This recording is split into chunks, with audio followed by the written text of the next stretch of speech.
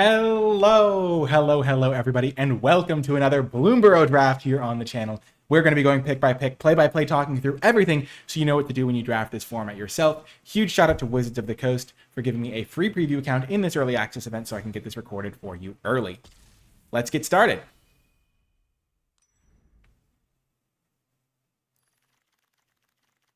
Okey-doke. So our first rare is nothing special. It's mostly basically like a hexproof thing that you can use against removal, but it's not really playable because it's just too inefficient for what it does.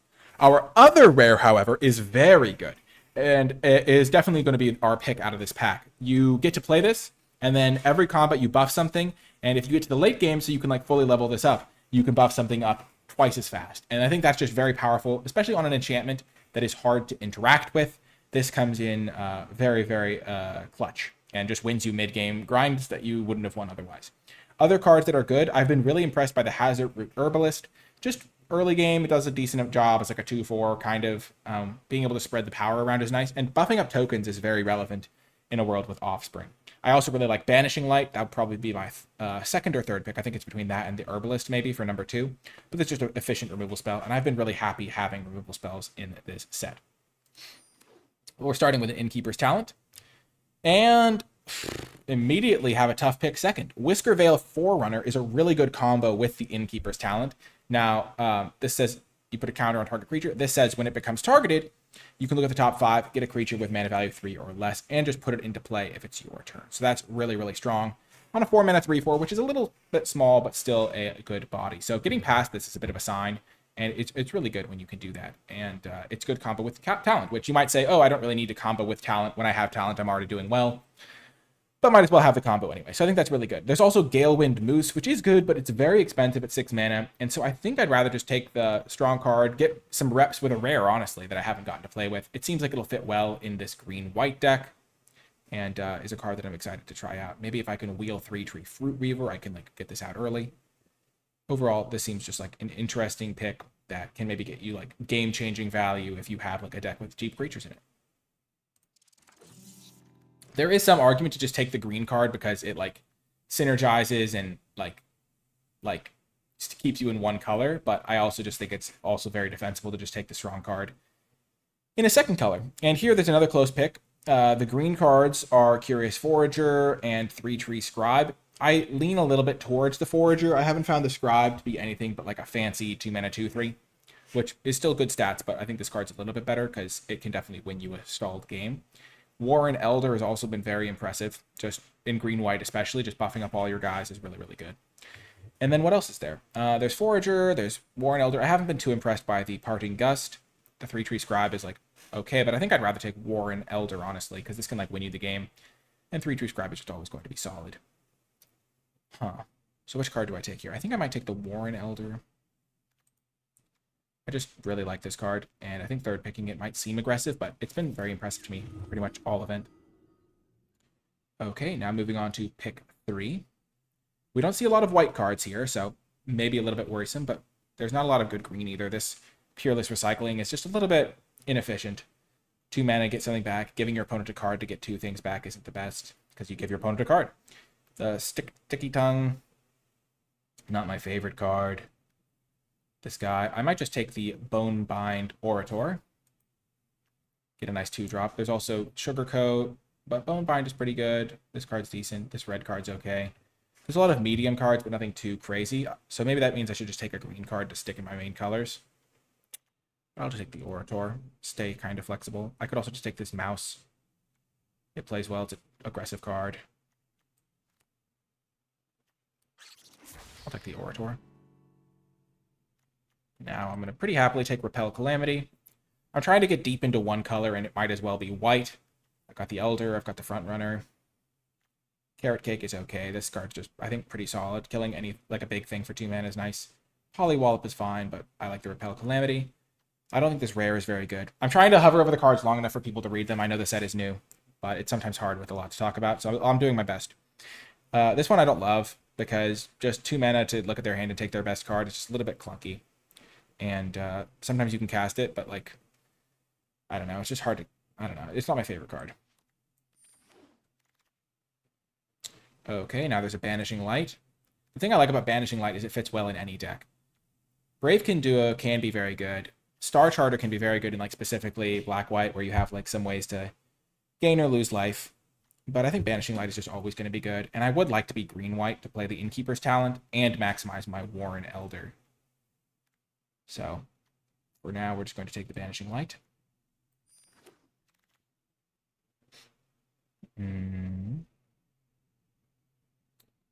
There's a Lupin Flower Village.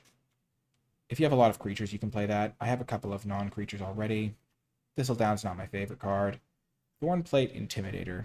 I'm just going to take Hidden Grotto. I can just play it in my 2-color deck, and it's just going to do some good work, I think. And it's just good to have one.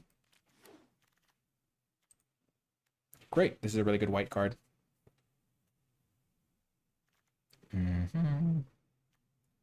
So the deeper I get into white, the likelier I am just going to be able to play the Innkeeper's Talent, and I can also splash the talent. I don't love Veteran Guard Mouse. I might just take early Winter, even though it's pretty inefficient. I could also just take Paw Patch Formation. Flyers have seemed to be a pretty big deal in this set, so I'm just going to take this, actually. And now I love Fountain Port Bell. I think this card's actually quite good. Always gets you some nice fixing, and you can even just cycle it in the late game, and it fills your graveyard, so nice to have access to that plus a Hidden Grotto. Sure, I'll take Parting Gust, maybe use it on my own creatures. Treetop Sentries, Overprotect. I'll take Overprotect. I think it's a little bit better. Like, the expensive cards are just a little bit worse. I've already got a nice little splash setup here, if I need it. So here there is Dowerport Mage. So we can bounce our own cards to our hand and then replay them if they have good ETBs. It's a little bit tough to use, and I'm not really interested in playing blue right now. I think the Hivespine Wolverine is very good, though. Killing a token can be really good. Putting counters on things can be good. Overall, just a good card. And green is my color I want to play to go with this talent. There's a good white card here, but I'm just going to try to get into green this pack, especially because green was cut so heavily in pack 1. I can probably get some good green cards in this pack. Here there's an Emberheart Challenger, which can be quite nice.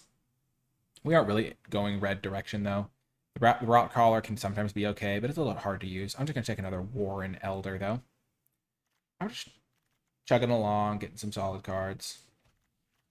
I'm definitely going to be able to make playables, and I'll probably be able to splash a particularly good card if I get one, so happy with that. Currently don't have any tokens to enable this card, but I will probably end up with some in my green-white deck if this is really the color combo I end up in. So this card's really good. Thoughtstalker Warlock. Really, really good. Just takes their best card. But I'm just going to take the Herbalist, I think, over the Fountain Port. The Mythic Rare is like only really a heavy blue card, and it's basically just like a big creature. That's kind of how I view it. I think Crumb and Get It can also be nice. Giving a creature indestructible is no joke. But I also just find that I'd rather just have like a permanent that buffs my stuff.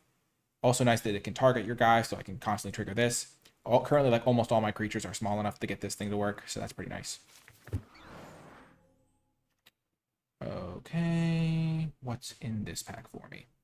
Not much, honestly. I don't love the Cultivator. I think Sonar Strike can maybe be okay. This card's pretty good, but I'm just going to take some white cards. Okay, now I take Crumb and Get It. There's going to be some maybe hits in red, because red wasn't open pack 1. But I just need to stay the course, I think. And what I mean by that is because red wasn't open in pack 1, it's much more likely to be open in pack 2, because the person to the left of me was seeing even less red than I was. I'm going to take Druid, I think, over the Fountain Port. I don't currently have anything to splash. I already have one Fountain Port Bell, and Druid tends to be pretty decent in these decks because you just get like a couple tokens from random stuff. I'm just going to cut this for now.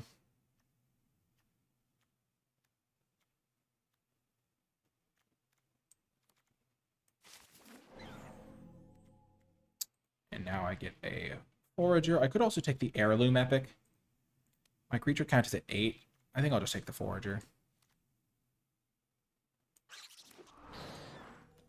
These are kind of splash enablers. This is also a bat enabler for my Sonar Strike. Sure, I'll just take a 2-mana 2/3. Can't argue with just good old-fashioned stats sometimes. Pretty late for a playful shove. I'll take it. I don't think I'm going to splash red for it, but I'd rather splash with this. I don't have any great ETB effects. Pretty late consumed by greed. Cash grab's a little bit tricky too. Wow, late Thoughtstalker Warlock. Another mascot. This card's really good. Like, I'm shocked it's still in the pack, honestly.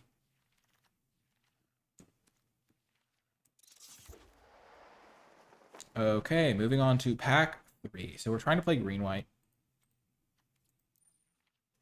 This card's good, but not really green-white at all. This card can target things, but it's not really a token enabler or anything like that. I like this card a lot. I've been very impressed by Life Creed Duo. Shortbow is good for triggering my Valiant cards, and if I do get some tokens, putting Shortbow on them can be good. Tempted to just take this card.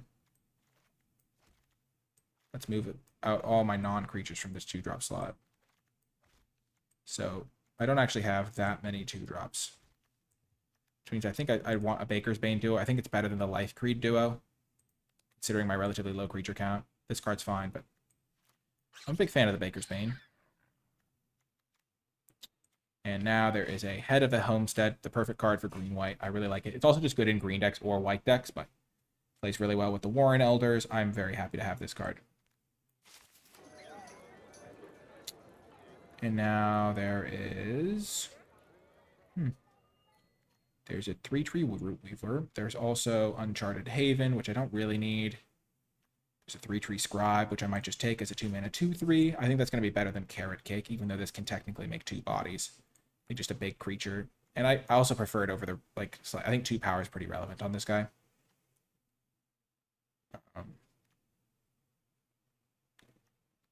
So, yeah, I'm just going to take the 3-tree Scribe. There's another Warren Elder. I kind of have the opposite problem from what I normally have. A lot of Warren Elders and not a lot to do with them. But it's still going to be good, I think.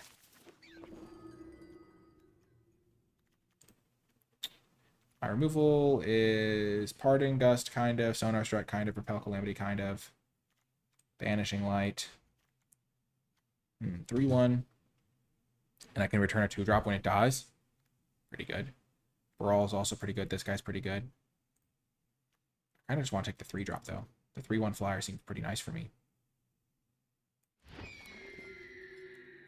I have a lot of good 2-drops to get back. And it just comes straight into play.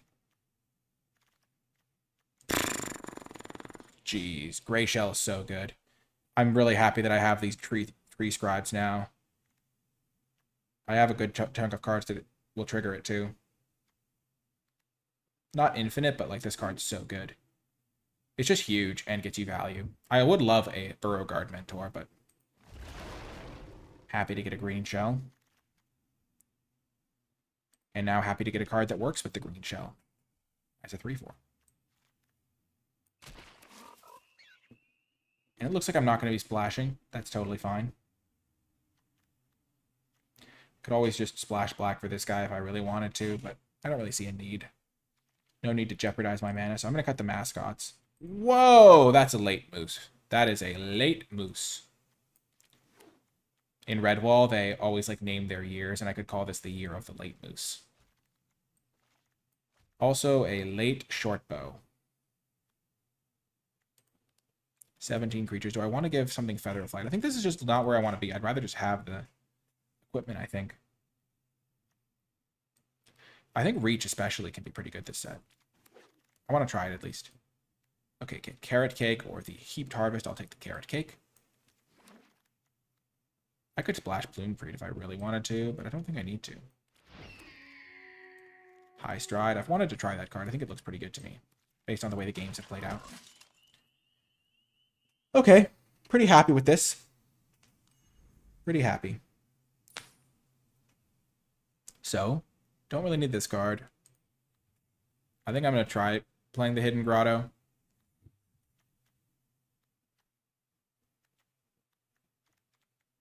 I don't like Parting Gust. It does work well with 3-Tree Scribe. So that's maybe a potential combo to go for. I want to try the Formation. I want to try the Overprotect.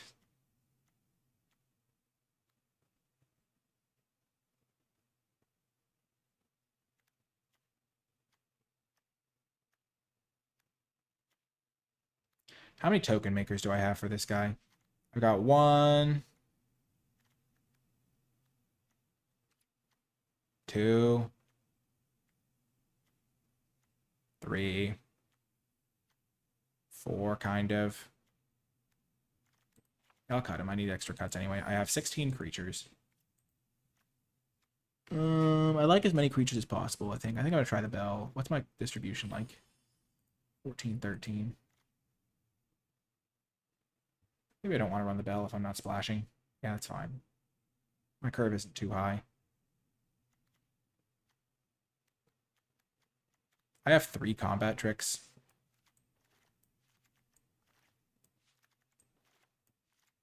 And an equipment.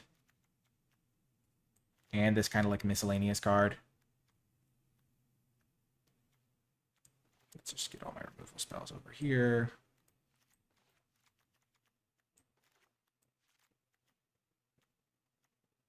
How many ways do I have to target? Is Mousetrapper good? I have short bow, couple combat tricks,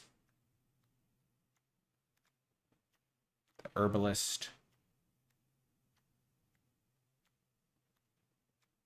this guy, this guy.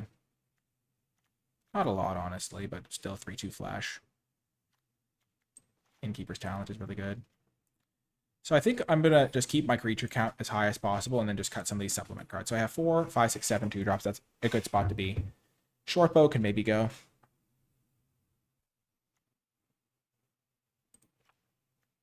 I think I'd rather just have these cards. I'm going to cut High Stride too. And then I'm going to cut Sonar Strike. And I'm going to cut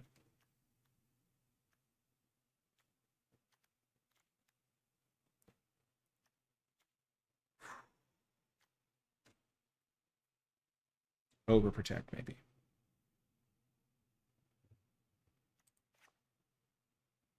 I'll try Parting Gust for now. And the Paw Patch Formation. These are kind of experimental cards that if I was actually like needed to win, I wouldn't be playing them, but it's good to experiment. Similarly, I would probably maybe not play the Grotto, but we're going to try it out, see how this does, and I will see you folks in the games. Before I get to the games, I want to give a huge shout out to all of the people who support my channel at patreon.com/NicolaiBolas. It really does make a big difference, and it really helps me continue making as many videos as I do. If you're interested in becoming a patron, you gain access to some cool rewards when you do become a patron, like my card-by-card draft tier list for Bloomburrow, where I've graded every single card in the set on an A through F scale, as well as a new Patreon reward, the Format Thoughts Doc, which is where I keep track of a bunch of thoughts I have on the format, like individual cards, the archetypes, big picture, things like that, and that'll help you really get a leg up on the format as well. I want to give a special shout out to those patrons who do support at the credits level. I really do appreciate each and every one of you. But without further ado, let's get to the games. Welcome to round 1. This hand is excellent. 2-drop, 3-drop, pressure. Paw Patch, okay. My deck is not that interactive anyway. Come at me, bro.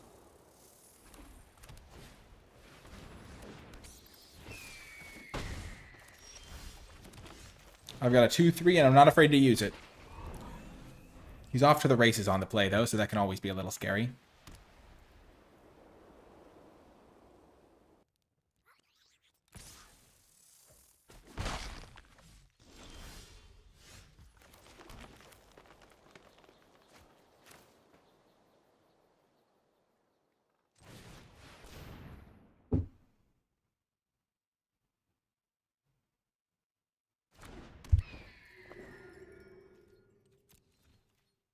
I wonder what his hand has in it that he didn't have a 3-drop to play. Most decks have 3-drops. He's got a Bell. Is he missing a color?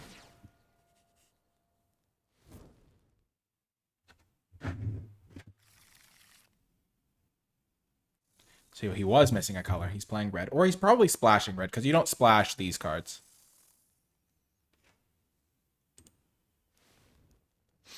So maybe he has removal. Maybe he's regretting playing his land for turn.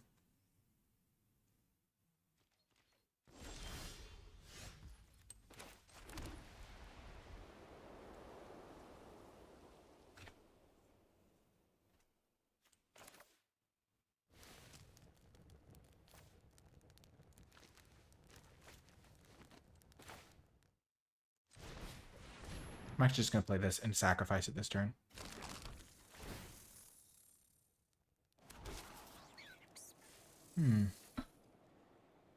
I don't actually think that's what I want. I think I can do better. Because I'm going to get another scry and I don't want to waste it.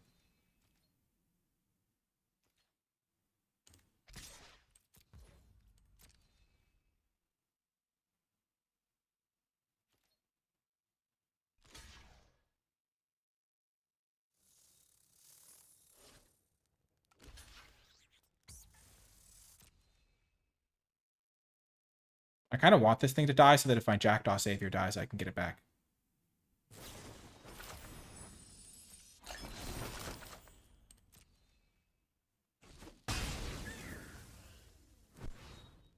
Not sure why he gifted me a food there.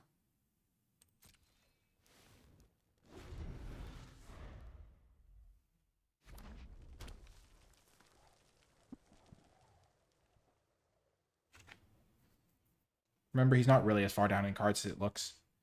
He's going to use this.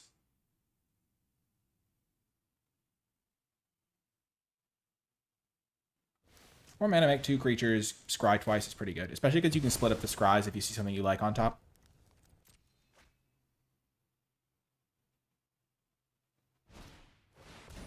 Sure.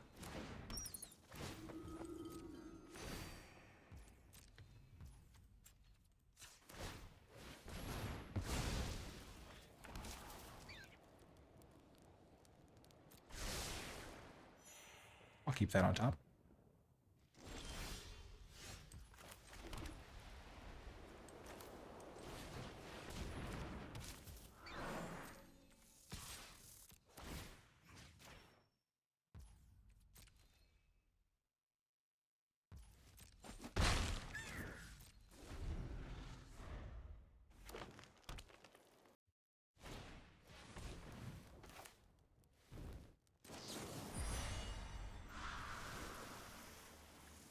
So I can give them a fish and they get a counter. But I think it's still worth it.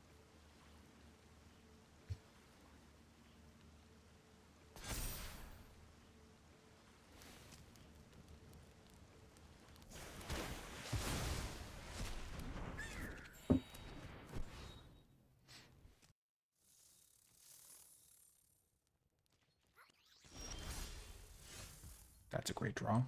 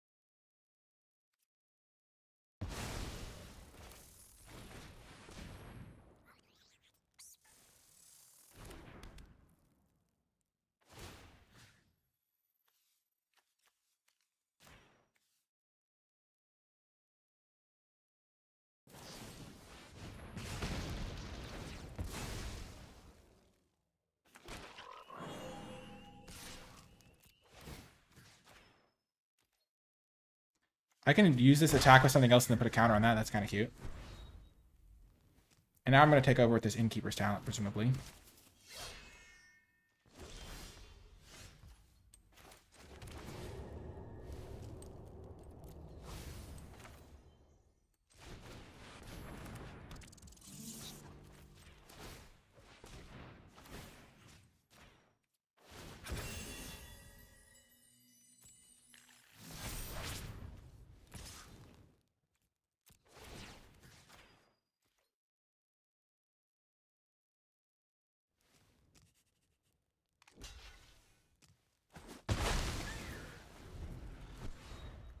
I should have played this land after.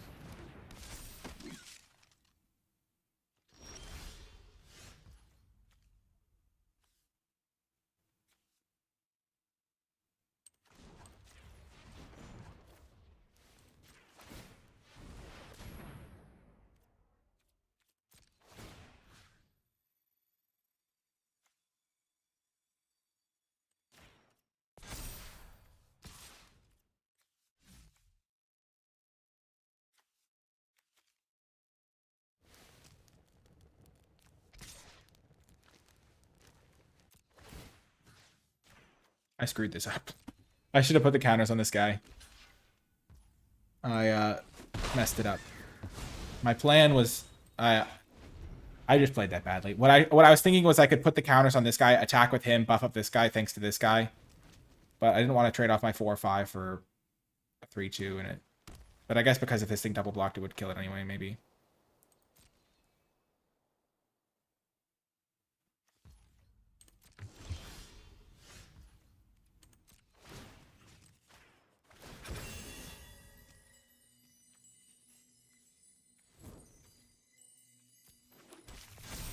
Seems good to put on the battlefield.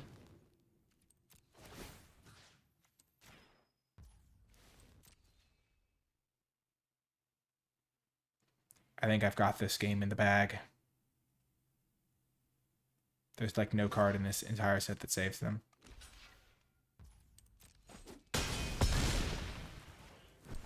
Because I have the moose. Colossal Dread Moose.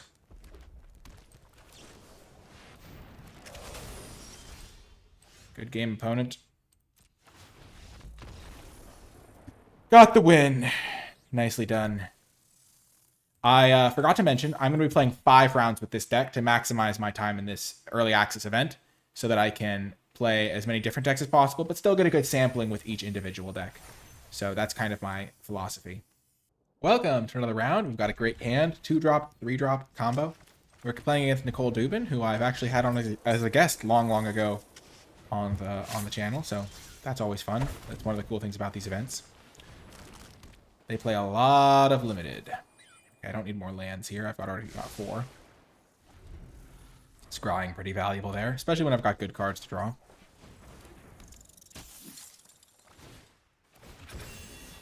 I see how it is.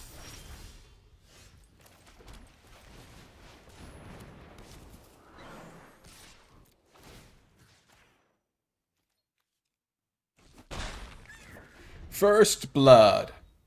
This is kind of a scary combo, though.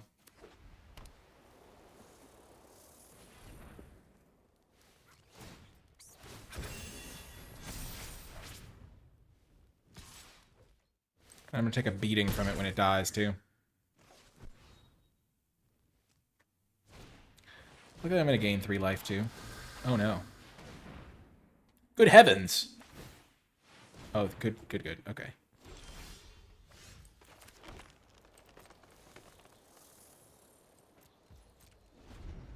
Just going to hold up this.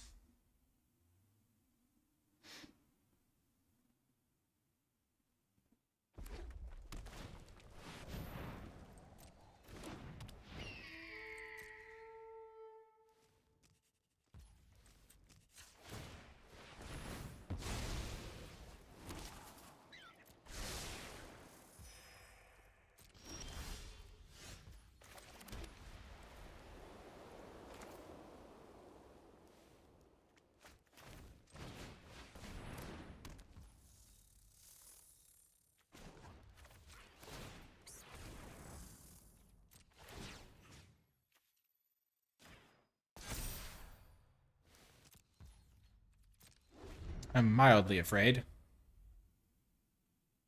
Just mildly. This card's really good, though. Can really help me if I can survive.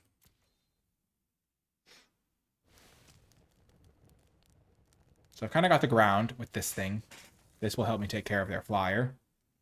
Play it, put a counter on it. Give my guy a little bit of protection.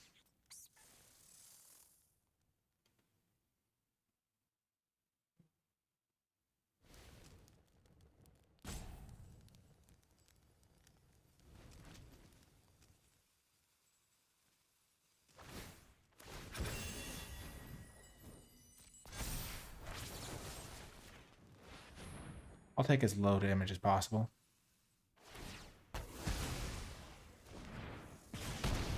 I'm getting closer to foraging. I just don't have anything to forage back yet.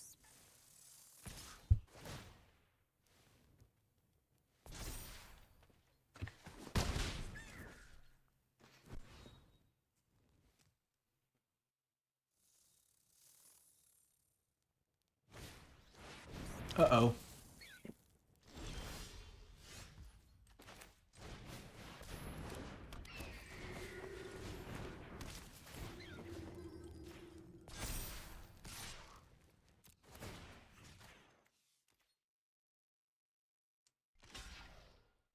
I feel like I'm on the back foot, so trading tokens is good for me.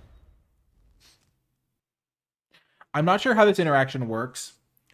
It's kind of funny that I can play Magic for this long and not be completely positive. But if Jackdaw Savior dies, I'm not sure if I can like have it like this and this go to the graveyard at the same time and then bring back this with Jackdaw Savior. I just know that my opponent has all spells in hand based on what I'm seeing right now.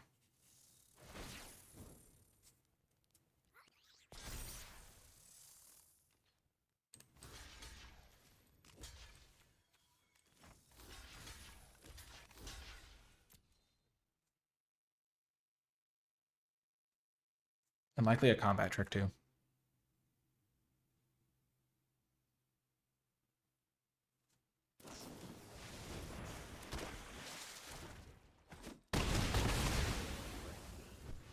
It's okay. That's actually a fine trade for me.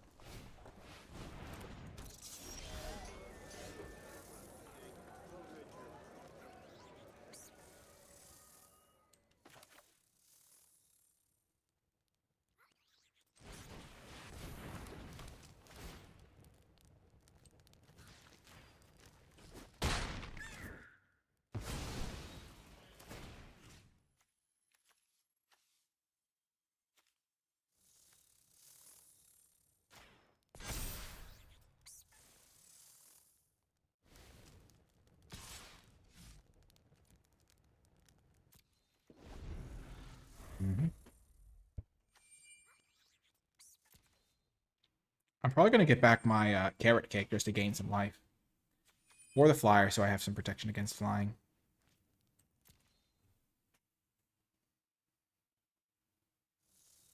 I almost decided to give this ward. What did they discard with the +2/+0 card? Oh, right, I don't have priority, so I can't check right now. That's the bug.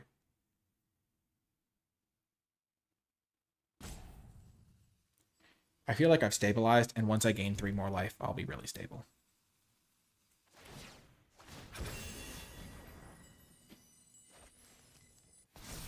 That's a good synergy, but I have this card to win me the game while they girdle around a little bit.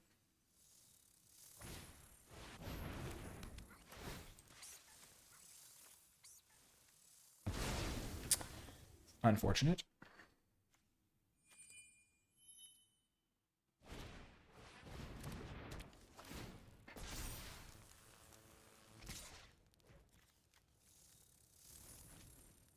So they discarded a mountain. I'm actually really happy with this trade because now they don't get to continue going through their whole motion.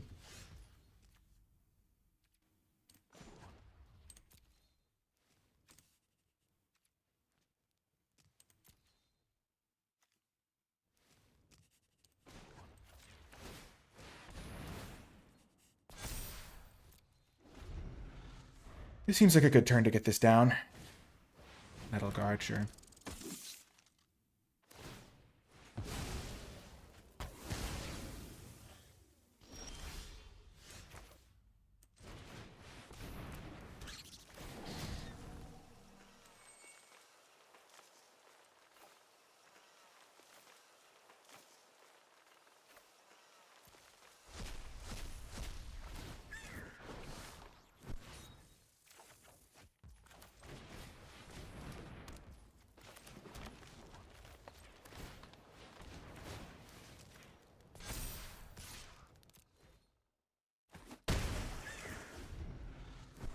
That actually worked out really well for me.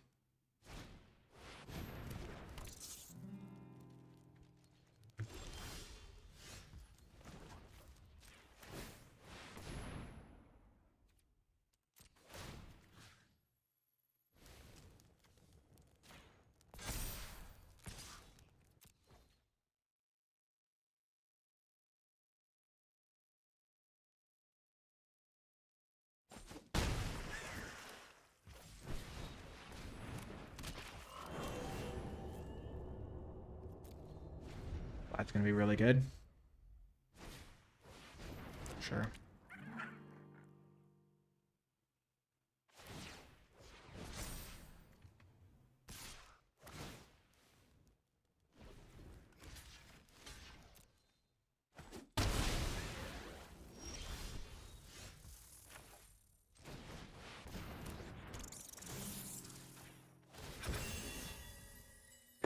That would have been bad.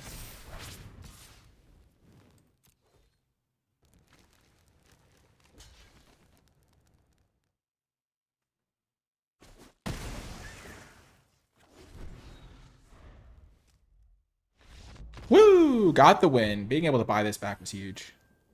Nice. Nicely done. I love this frog avatar. Helga is such a sick avatar. I'm totally going to try to get that for my own account. It's so good. I love frogs. Like, poison dart frogs. Green arrow frogs or whatever they're called. Welcome to another round. Of course, the name we were all looking for was Red-Eyed Tree Frog. We're going to keep this. We don't have green mana yet, but we'll be fine. We're against Mr. Metronome, so this is always a fun one. Oh my gosh. On his podcast, he talked about how he didn't like this card. No, he liked this card. Never mind. Lord Tupperware didn't like it. But yeah, I like playing against Mr. Metronome.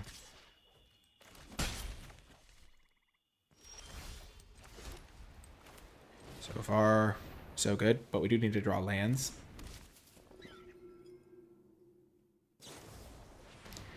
That is a combo, you could say. They sack a food. They get to get this thing to draw a card. Pretty good. I wish I had a green mana so I could have played this guy. This is bad.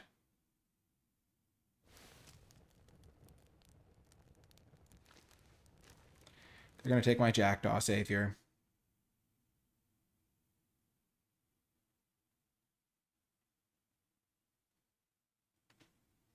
It wasn't actually that sketchy of a keep, I feel like.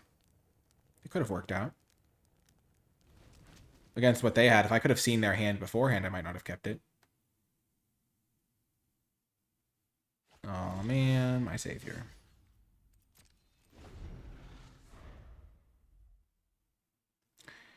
Well, maybe they're a little bit light on things to do, but they have this guy, so it won't matter. So that's not the most powerful turn in the world. And he's got his second color. I'm toast. This card's pretty sweet. Just sack a food. All of the foods you sack, draw cards. I'll probably give it one more turn. I'm really far behind. This is not really like one of those games where it's like, oh, if I play this out, I have a shot of coming back. It's like, if he just plays a huge thing here and I miss another land, it's just over. He's somewhat limited in the huge things he can play. But he's just so far ahead on cards. He's kind of going off.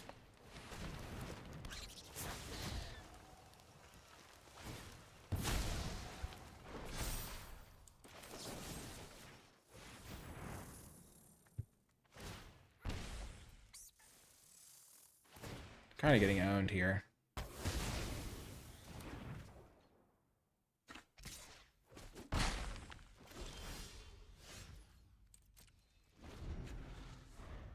Let's just see what he's got. It's big.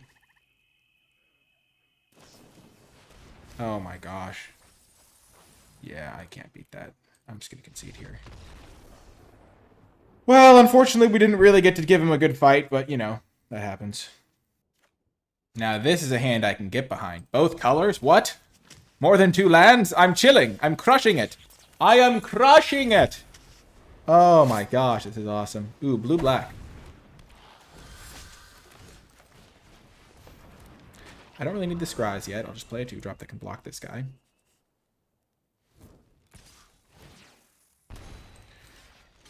The problem with being a 1/3 is you quickly lose the ability to attack. Okay, that's... This card is so messed up. How did I get one to wheel? Like, oh my gosh. Maybe I should splash this card. That's how good it is. What the heck? I'm just getting obliterated by the Thoughtstalker. Thoughtstalker just has a vendetta against my Jackdaw Savior. Well, that's keeping it on top. Okay. This is looking pretty good now. Next turn I can play the Elder and the Innkeeper, or the Cake and the Innkeeper, just so I can get a Scry going.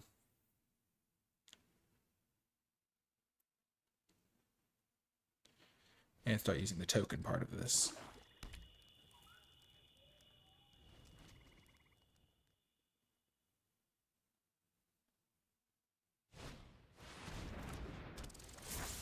Uh-oh, that feels scary in a blue-black deck.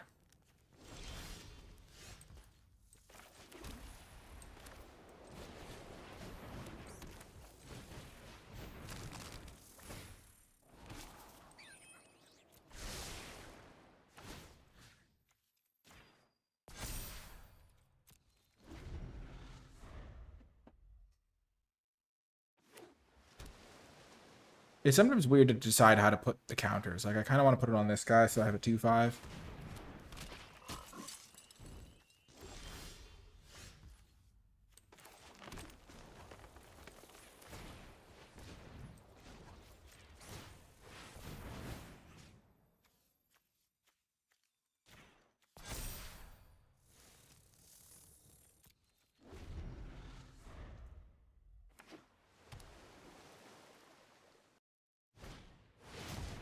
Uh-oh.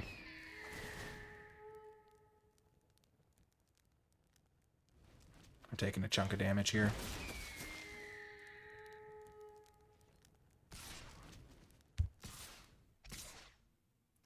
Seven damage. Ouch.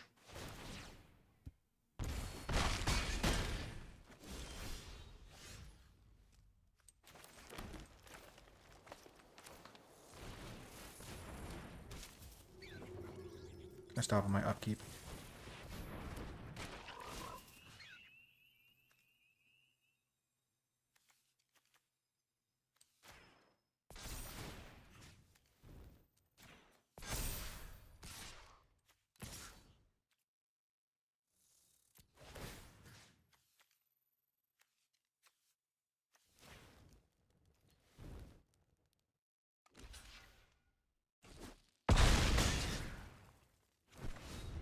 Stop on my upkeep, sack this, gain 3, scry.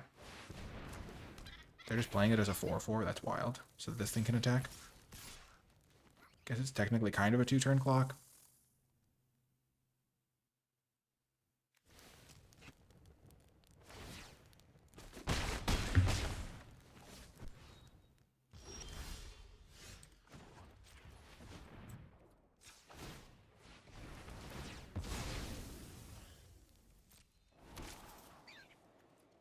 Don't need a land.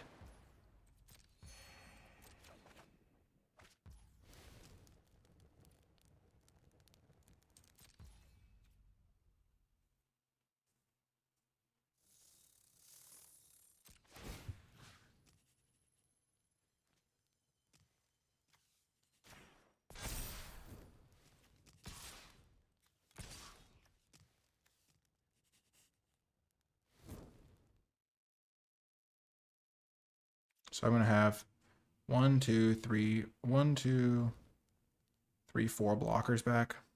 And they have 1, 2, 3, 4, kind of 5 attacks.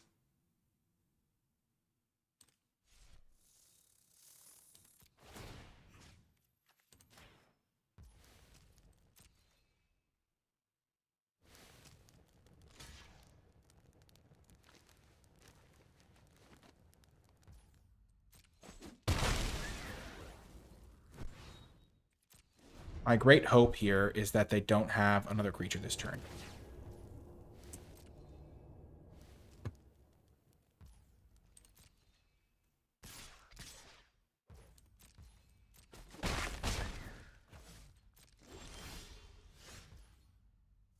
That's a good one.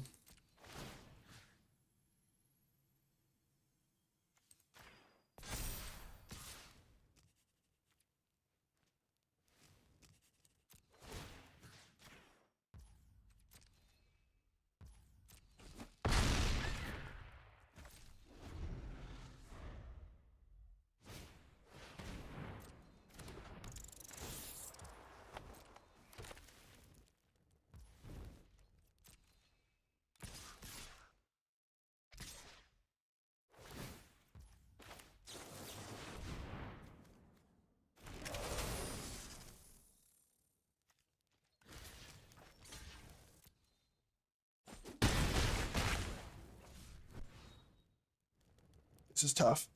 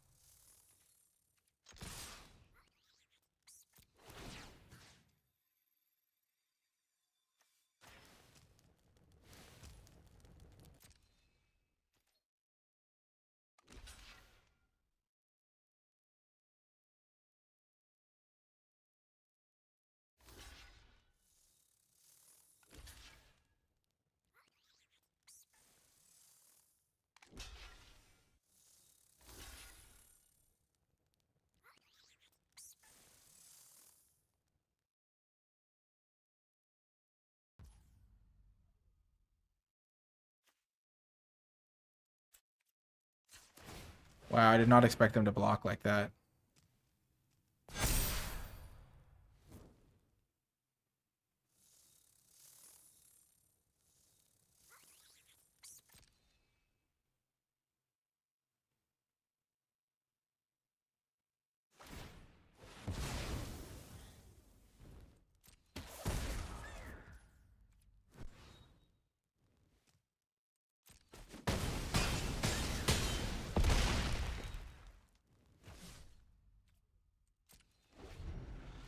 They have to have a removal spell. That's not removal. Yes! That was close. The moose! The mighty moose! Wanders at will. Where the mighty moose wanders at will. Through tree and rocky shore I will return once more. Nice. We have 1 round to go. We're 3-1. As I said, we're trying to play 5 rounds and get a sense of the deck. This one so far playing excellently. I'm very pleased. We only lost that game where we basically didn't play, so that's pretty awesome. Well, this is a good hand. I've been really liking the Grotto because if you already have both your colors, it just feels like a little bit of a nice bonus. I'm not going to play it early, though. I'm going to wait until I know more about my hand and what I need.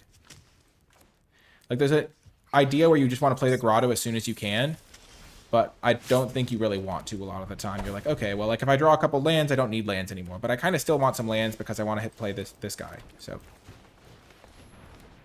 I have played a lot of drafts today, and I have yet to have anyone play the blue counterspell against me. Though maybe they have it in their blue-white deck. That's a pretty good card.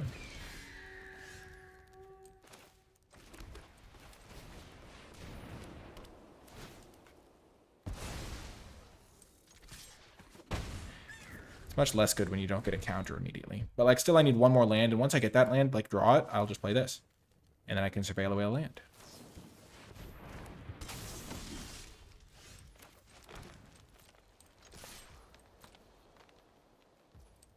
He says, and then proceeds not to do that. That was what I probably should have done. Like, if I'd been thinking, I would have done that, and then I could have, like, maybe found something to target this with. Because I, like, kind of already had stuff to do, and so, like, surveilling could have given me, like, a play for next turn, maybe. Definitely a mistake. Would have kept that on top, though, so it all works out. So here I'm going to scry, because if I like the card on top, I won't want to surveil.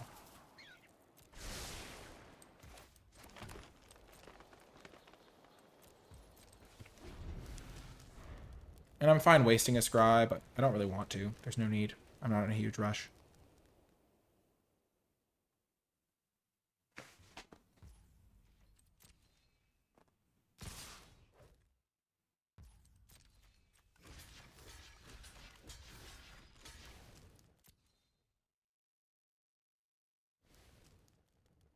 They could have +2/+1 for everything.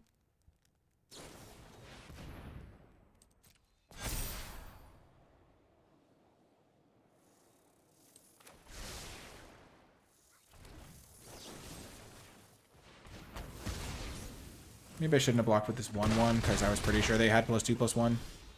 But getting them to use that is still pretty good for me.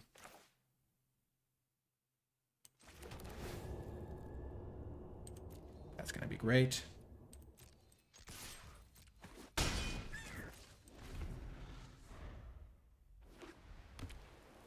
What are they going to do? Not attack?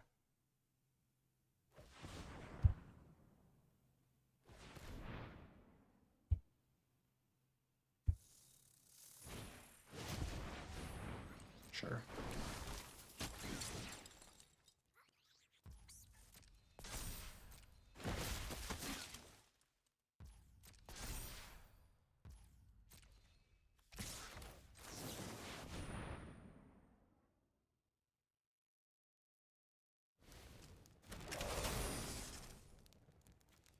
The moose is so good. I think I passed one in the draft, and then I got past this one, and I forget what I took over the moose, but moose is excelente.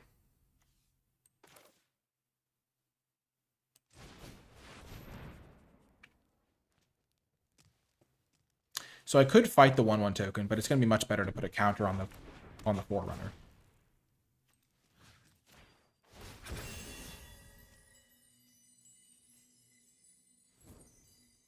Whifferino.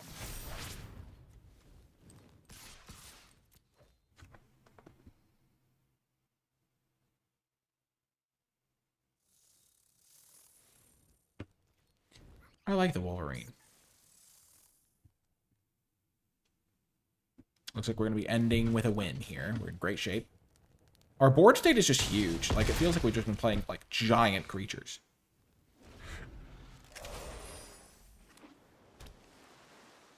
I think they'd have to play a board sweeper to beat me in this game.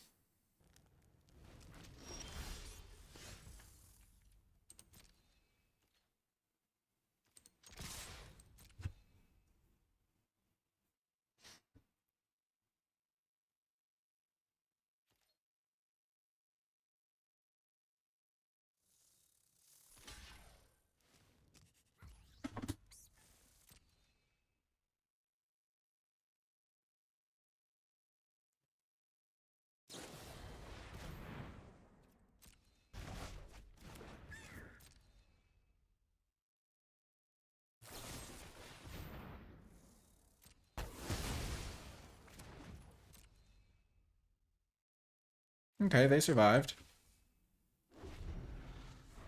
I don't know why they didn't kill the moose and bounce the other guy. I guess they didn't want me to get a trigger, but moose seems like a bigger deal.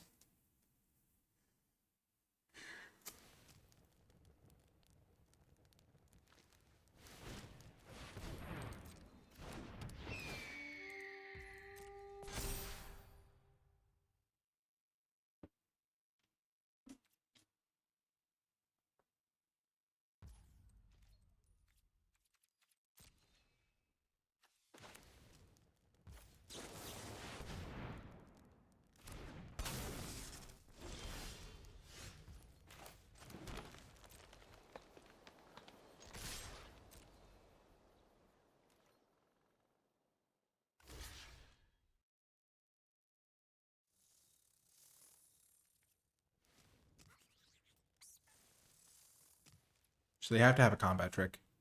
So if they have +2/+2, I can kill the rabbit still. Unless they give indestructible. So they didn't want to give me a food, so I still killed the rabbit. So that's why you have to think about it. That's why knowing the combat tricks is important. So they could have gifted me a food, and then they would have had indestructible, and it wouldn't have mattered. But, like, they blocked. There's no reason for them to double block if they wanted to jump. So they have to have a combat trick. What combat tricks they could have? Well, they could have +1/+1 and hexproof, but that's, like, less frequently played, I think. Or they could have +2/+2 and indestructible, and that's the one that I played around, because then they would have had to give me a food, and they decided not to. So I'm just going to make a bunch of 1/1s.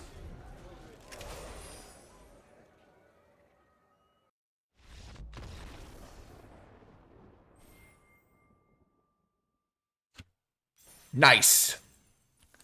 That was an awesome draft. 4-1 feels amazing. The wins all were, like, they felt very solid. The rare that we first picked was so good. Like, the Innkeeper... Like, I think this draft really showcased, like, if you... We got deep into white. We didn't have a lot of green until, like, pack 3. But we really got deep into white so that we could play this Innkeeper's talent. We didn't really we got to play this one time. It was good as a kill spell, even giving them a 1/1. We didn't get to play the Paw Patch formation, but there were a lot of flyers running around and stuff. The Moose was incredible. The cards just played out really well. And if you made it all the way to the end of this video, leave hashtag talent to let me know you made it to the end. Hit the thumbs up button, subscribe for more, comment with your questions, thoughts, and feedback. Once again, shout out to Wizards of the Coast for the free preview account so I could get this recorded early. If you would like to support my content and gain access to cool things like my format thoughts document and my tier list for the set, you can support my work on Patreon, patreon.com/NicolaiBolas. But that's going to do it for this one. I hope you enjoyed it, and I'll talk to you next time.